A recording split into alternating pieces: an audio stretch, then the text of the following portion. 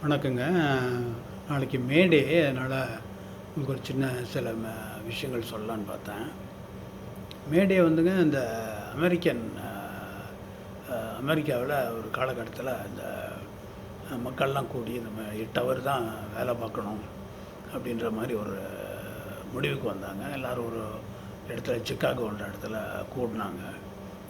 கூடி அந்த இது பண்ணும்போது அங்கே ஒரு சில கலவரம் நடந்தது. ஒரு 4, 5 பேர் இறந்துட்டாங்கன்னு நினைக்கிறேன். அப்போத்துலேருந்து தாங்க இந்த மேடேன்னு கொண்டாடுறாங்க. சைனாவில் வந்து எம்ப்ளாயீஸ் வெல்ஃபேர் டே அப்படின்னு மே 1 கொண்டாடுறாங்க.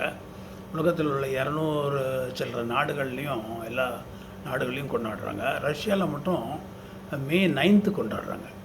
ஏன்னா அன்றைக்கி தான் வந்து இந்த ஹிட்லருடைய படைகள் வந்து அவங்க நாட்டுக்கு வந்தது. அப்போ வந்து அந்த படைகளை வந்து வெற்றி கண்டதுனால விக்ட்ரி டேன்னு அது மே 9 கொண்டாடுறாங்க. இப்போ அமெரிக்கா பற்றி பேசும்போது நான் ஒரு ஆத்தரை பற்றி எல்லாம் சொல்லிகிட்டு இருந்தேங்க. அதில் ஒரு அமெரிக்கன் ஆத்தரை பற்றி சொல்லலான்னு இருக்கேன். அவர் வந்து ஒரு 100 வருஷத்துக்கு முன்னாடியே இறந்துட்டார். ஹென்ரின்னு ஒரு ஆத்தரோட இயற்பெயர் வந்து வேறு பேர் அவருக்கு. இப்போ நான் முந்தி சொன்ன ஆத்தர் கொடுங்க ஒரு 50-60 வருஷத்துக்கு முன்னாடியே இறந்துட்டுருக்கார். அவருடைய பப்ளிஷர்ஸ் எல்லாம் அவங்க இப்போ புக்ஸை நிப்பாட்டியிருப்பாங்க. இப்போ அவரை பற்றி சொல்கிறது வந்து ஒரு அவருக்கு ஒரு பிரச்சாரம் மாதிரி தாங்க நான் செஞ்சிட்ருக்கேன். ரெண்டாவது முழு கதையும் நான் சொல்கிறதில்ல. அது வந்து புது ஆத்தர்ஸுடைய கதைகள்லாம் சொல்கிறது வந்து தப்புங்க. தப்பு பண்ணக்கூடாது. அது வந்து அவர் வந்து ஹென்றி அவர் வந்து கிஃப்ட் ஆஃப் மேகி அப்படின்னு ஒரு கதை எழுதியிருக்காரு. அந்த மேகின்றது வந்து அந்த அந்த கதையில் வர அந்த பொண்ணு பேராகவும் இருக்கலாம். இல்லை மேகின்றது வந்து இந்த ஜீசஸ் வந்து பிறந்தப்போ இந்த 3 ஞானிகள் வந்து அவருக்கு வந்து இந்த பரிசுகளை கொடுத்தாங்களாம். அவங்கள வந்து மேகின்னு தான் கூப்பிடுவாங்க. அதை அதை மீன் பண்ணியிருக்காரான்னு எனக்கு தெரியல. அது ஹென்ரியோடைய கதையிலங்க ஒரு புருஷன் பொண்டாட்டி இருக்காங்க. 2 பேரும் ரொம்ப அந்யோன்யமாக அவங்க ஒருத்தரை நேசிக்கிறாங்க. அப்போது ஒரு நாள் ஒரு கிறிஸ்மஸ் டே ஒன்று வருது. அப்போது இந்த அம்மா நினைக்கிறாங்க, என் புருஷனுக்கு எதனா ஒன்று நான் வாங்கி கொடுக்கணும் அப்படின்னு நினைக்கிறாங்க. அப்போ இந்த கண்ணாடியில் பார்த்துக்கிட்டு இருக்கும்போது அவங்க நீளமான முடி இருக்குது அவங்களுக்கு. உடனே அவங்க வந்து இந்த ஹேர் ட்ரெஸ்ஸர் கிட்ட போகிறாங்க. அவங்ககிட்ட போய் இந்த முடிக்கு எவ்வளோ காசு கிடைக்கும் அப்படின்னா $20 கிடைக்கும் அப்படின்றாங்க. உடனே அந்த முடியை வெட்டிட்டு $20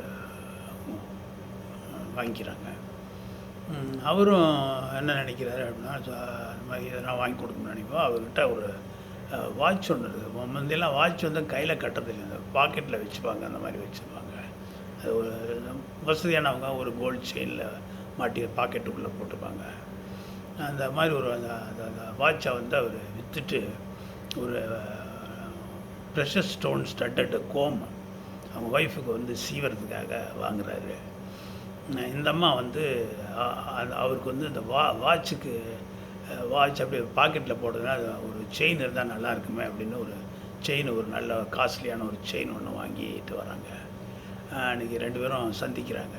நான் வந்து என் முடியில்லாமல் இருக்கிறது உங்களுக்கு கஷ்டமாக இருக்கானே. இல்லை, நீ எப்போவுமே என் மனசில் தான் இருக்க, என் முடியலன்னா என்ன, அதனால் ஒன்றும் பிரச்சனை இல்லைன்னு சொல்லுது. நான் மாதிரி உங்களுக்கு ஒரு கிஃப்ட்டு தரத்துக்காக நான் வந்து இது என் முடியை வெட்டிட்டேன் அப்படின்னு சொல்கிறேன்.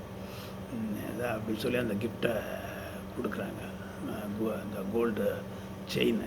அப்போ அவர் சொல்கிறாரு, இல்லை நான் அந்த கோல்டு செயின் பயன்படுத்துகிற நிலைமையில் இல்லைப்போ, ஏன்னா அந்த வாட்சை விற்று தான் நான் வந்து உனக்கு ஒரு கோல்டு ஸ்டட்டட் கோம் வாங்கியிருக்கேன் முடிய சீவரத்துக்கு அப்படின்னு சொல்கிறாரு.